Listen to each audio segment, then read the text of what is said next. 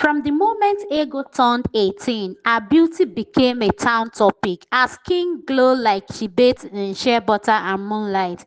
Her hips swayed like they were choreographed by angels. Even her frown was fine. Men lined up like they were registering for a federal government empowerment program. Some came with flowers, others with cars. One bold sweetheart tutor even brought his uncle C of O and a freshly slaughtered goat. But Ego, she would fold her arms, tilt her chin, and say, "Shift! Your shoes are dusty. You are too short. Your car is 2015 model. Ew! Your head connects, but your destiny doesn't." If he wasn't 6 feet tall, driving a Range Rover, speaking Oxford English, and quoting Shakespeare while wearing dollars like a scarf, the man was automatically disqualified. Her friends would beg, "Ego, calm down, husband no be app you dey download o." Others would warn, "This your high price fit turn slap o." But Ego would flip her bone straight wig, smile like she owned the sun and say, "My husband is coming from Canada, he's just securing his visa." 20 years later, at 45, she was still beautiful, but that youthful glow was now sponsored by ring lights, good filters, and plenty foundation. The young men now called her Auntie Ego, and the older men, they were either taking, divorced, or becoming pastors. Then came Brother Boniface, the church usher with a receding hairline and a big belly. He said, "Sister Ego, I've been praying. The Lord led me to you." She blinked slowly. "Led you where?" To shame and mockery, the next week she attended her cousin's wedding. The groom, one of the men she rejected back in the day, Pascal, now the CEO of a shipping company, married to a soft-spoken lady with average looks but a heart of gold. Ego clapped with her hands, but her soul was weeping. Later, during a solo birthday dinner with only her cat Romeo as company, she heard a knock. Her heart raced. Was this finally her Canada boo? She opened the door. It was the neighbor's son, Chisom, age 21.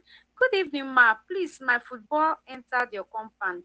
That night, she sat in front of her mirror, removed her lashes, wiped her foundation, looked herself dead in the eye, and said, "Ego, time don't humble you." From that day, she started attending singles prayer meetings seriously. She even said hi to Boniface and didn't roll her eyes. But just when we thought her story ended, one of her old crushes, Emeka the DJ, now recently divorced, sent her a message.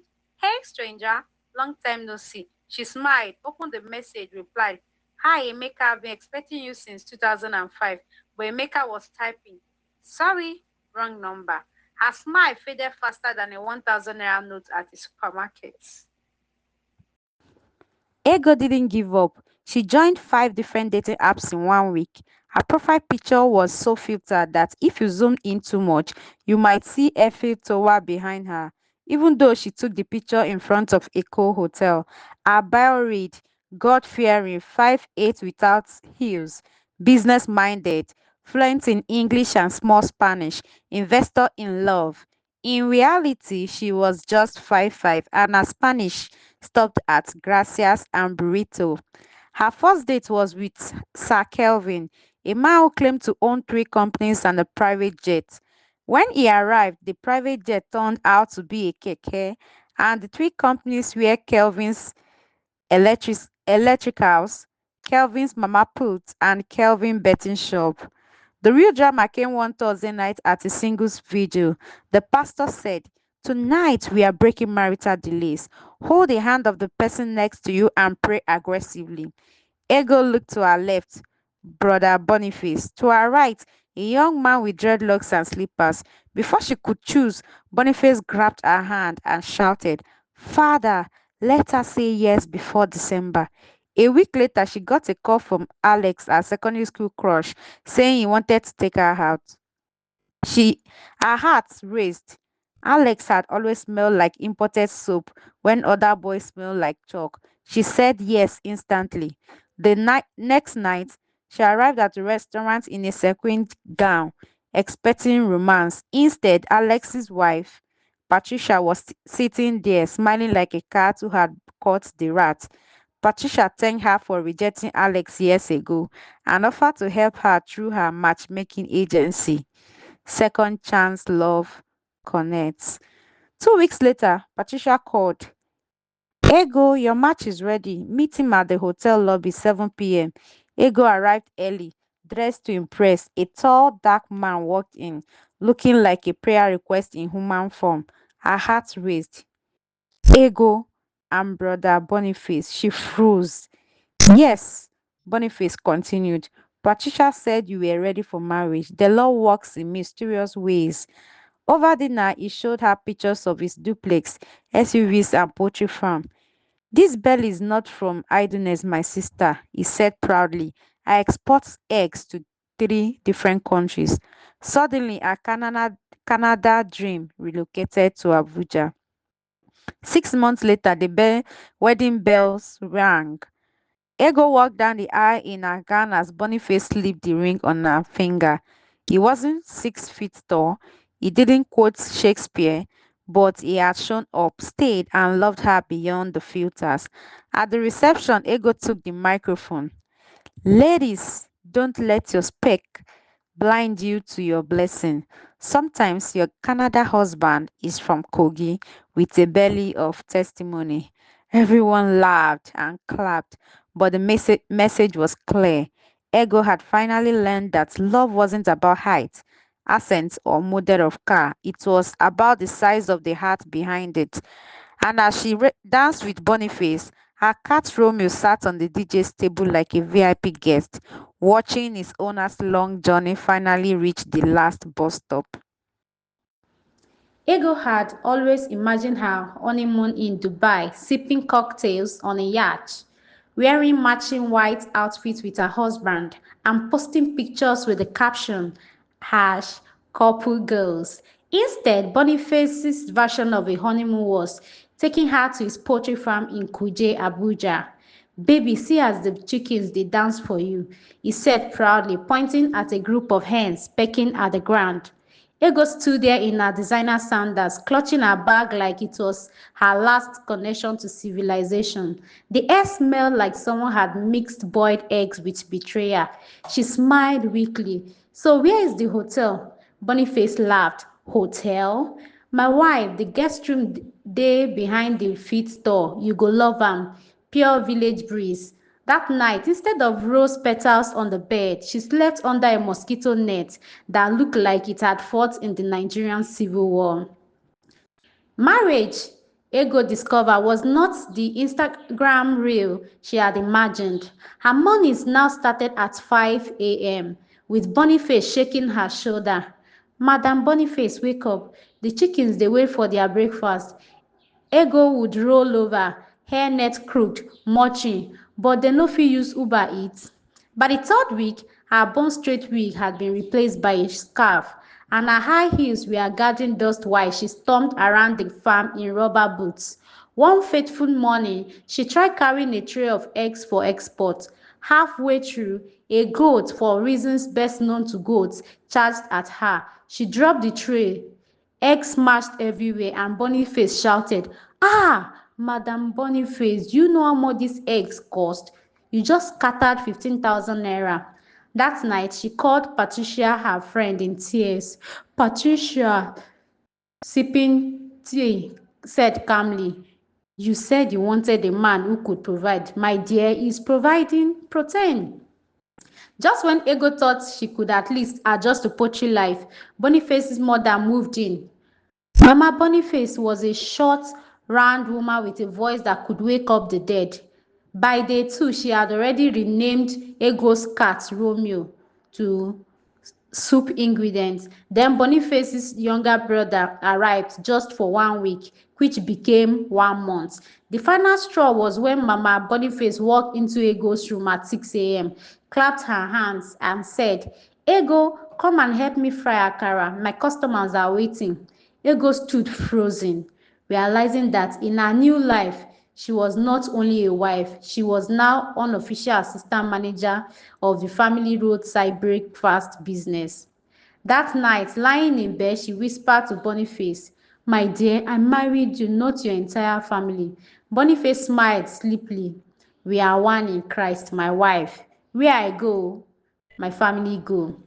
One rainy afternoon, Ego sat on the veranda, staring at the Abuja skyline in the distance, calculating her transport fare back to Lagos. She had even packed a small bag. Then Boniface came out, drenched from the rain, carrying a basket of fresh eggs and roasted corn. Madam Boniface, I know this life no be your dream, but with you by my side, I feel like the richest man alive. She looked at him, wet clothes clinging to his round belly, eyes honest and full of love. And in that moment, she remembered why she said yes. She unpacked her bag, but warned him, if any goat runs into me again, I'm sending it to the pot. Months later, Ego was running the farm's Instagram page, marketing eggs to supermarkets. She even posed with chickens for promo pictures. She had learned that love was not always glamorous. Sometimes it smelled like chicken feed and came with in-laws you didn't order. One Sunday in church, she stood up to give a testimony. Ladies, if you are waiting for a man with a Range Rover and Canadian accent, just know the love of your life might be in Kuje with a poultry farm. Don't miss your blessing. The congregation laughed. Boniface beamed with pride, and somewhere in the back, Mama Boniface was whispering to Romeo the cat, one day I will still use you for pepper soup. Life for Ego had transformed. Gone were the days of wigs and foundation battles in front of a mirror. Now she woke to the crying of her prized roaster. The poultry business was booming. Customers came from town and beyond, and her Instagram followers had crossed 10,000, all fans of her creative captions like, "A hen a day keeps hunger away." But one Tuesday afternoon, while she was arranging freshly packed crates of egg, a sleek Lexus Jeep pulled up. Out stepped a tall, caramel-skinned man in his early 50s, dressed in an expensive senator outfit with sunglasses perched like he owned the sun. He introduced himself as Mr. Kelvin, a business investor. He said he had been watching Ego's poultry online for months and wanted to invest heavily to help her scale. From that day, Mr. Kelvin's presence became regular, too regular for her husband's liking. In the village, news travels faster than light. By the third week of Mr. Kelvin's visit, Mama Ihuoma, the town's unofficial news broadcaster, had already told half the women at the well that Ego's poultry is not the only thing that is growing. The whispers reached her husband, Boniface, who in his usual calm way didn't say a word at first, but he started arriving at the poultry unannounced, usually with a forced smile that didn't reach his eyes. Ego laughed it off, calling it village gossip, but deep inside, she knew the attention she was giving Mr. Kelvin was different. It wasn't romantic, at least not yet, but it made her feel seen again, the way she used to when men lined up for her years ago. One rainy evening, after they had finished accounting for the week's egg sales, Mr. Kelvin brought out a small velvet box. Inside was a sparkling gold necklace with a chicken shaped pendant. "It's just my way of appreciating a hardworking woman," he said with a smile that could melt butter. Ego's heart raced, not because of romance, but because she knew accepting such a gift would cause World War III at home. But the pendant was beautiful. Her fingers brushed it once, twice, and that's when Boniface's voice boomed from the doorway. "Ego, what exactly is going on here?"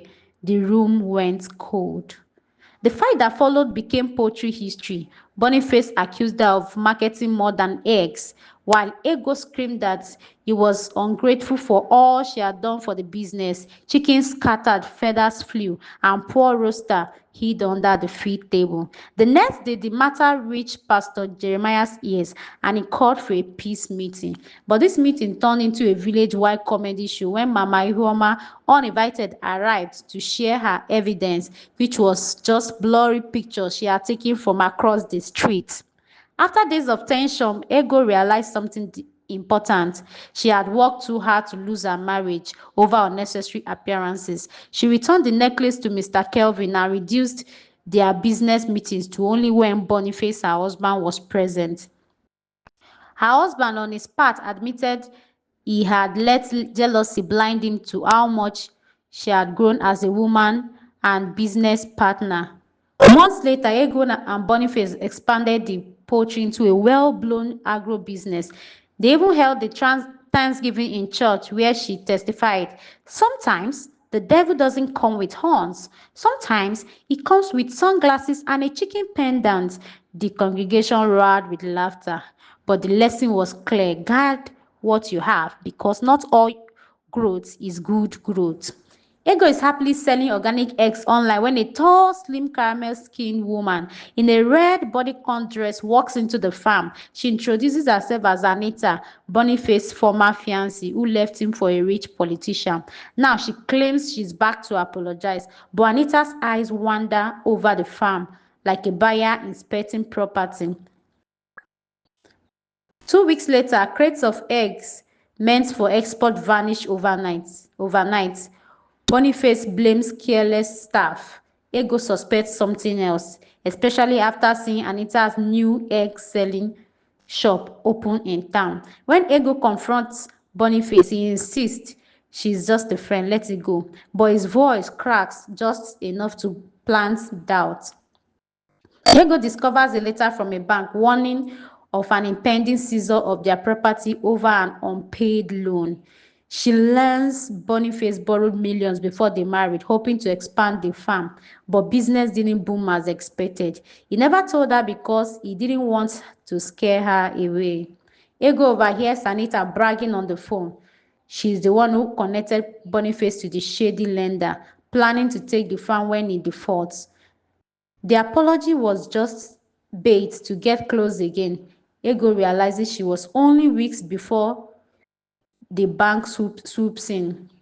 Will she save the farm before it's too late? Ego pulls off a bold plan. She secretly organizes a farm promotion, triples sales in 2 weeks, and pays off part of the loan. Then in church, she exposes Anita's plot with receipts right in front of the congregation. Anita storms out humiliated. Boniface, ashamed, publicly apologized. Boniface and Ego rebuild trust, this time running the farm as equal partners. The final scene shows them laughing over dinner. Boniface saying, "Madam Boniface, I now know. Never keep secret from a woman who can run a farm and a family at the same time." Final moral: love without honesty is like an egg. It will eventually crack. If you have been blessed by this story, don't forget to subscribe, like, and comment on the video.